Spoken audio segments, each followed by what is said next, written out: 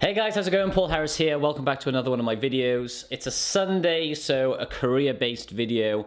Today I'm going to talk about my problem with management. If you're trying to be a manager, I think there's some good information here that will help you. And if you've had bad managers in the past, I think you might be able to relate to some of the points that I bring up. So hopefully it's interesting. If you do find it interesting, like this video, subscribe to my channel. That being said, let's jump right into it.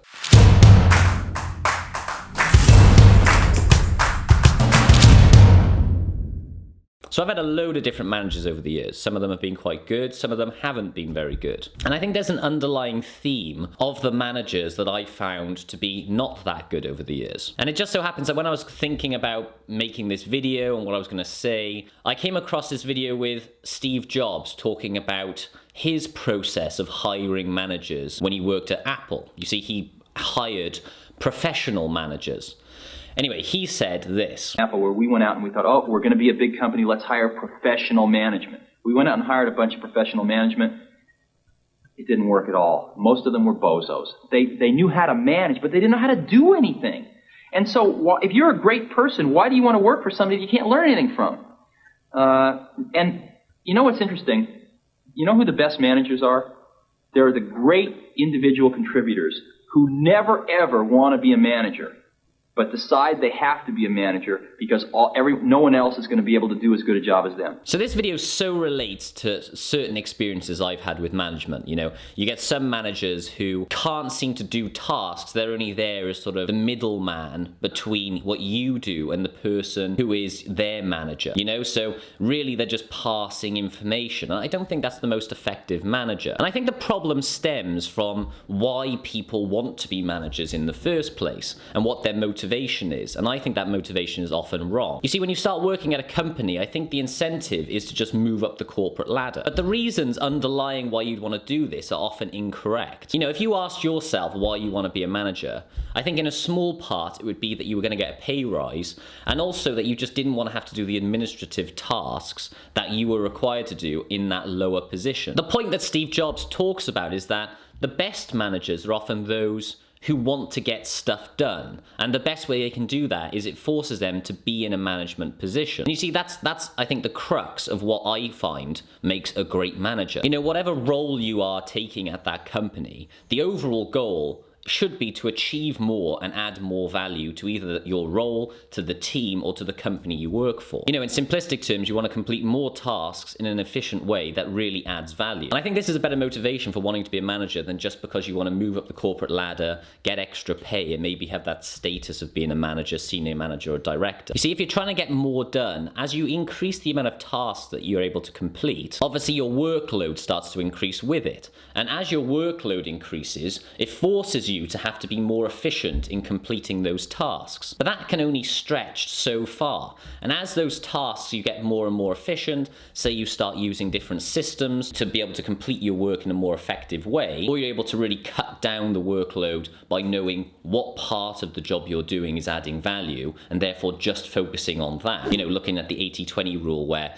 you know, 20% of your work has 80% of the effectiveness of your job, then you can start really becoming more and more efficient. But like I said, that only goes so far. As you take on more and more work that you find is adding more and more value to that role and to the company, well, at a certain point, the only way you can expand doing the tasks that you're completing is by having someone to delegate that work to. And the fact that you're able to work from that lower point, you know, getting more tasks done, realizing what's adding value, when you're in that management role, you can then impart that information to the person you're delegating the work to, and then they're able to expand their knowledge and have a much better grounding in that company than they would have otherwise if they're just working for someone who is just passing information from one person to the next. And I think this is the crux of what problem I have with management.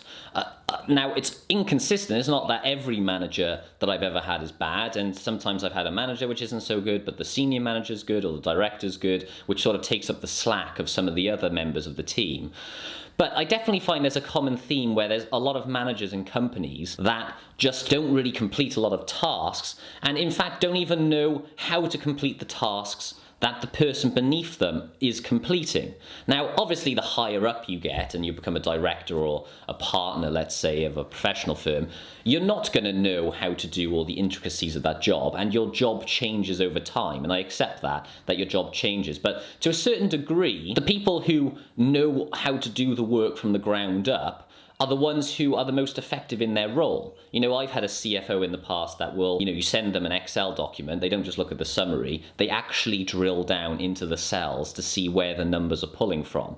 That makes it incredible scrutiny when you're trying to send something to someone, but there's a person who knows how to do the work from the ground up. He's worked his way up, and he's someone who's getting tasks done. He's not just someone who's happy just to pass information on. Now, I've even worked in a company in the past where the task that I was being given to do, I was doing more effectively, but there just simply wasn't enough work for me to do.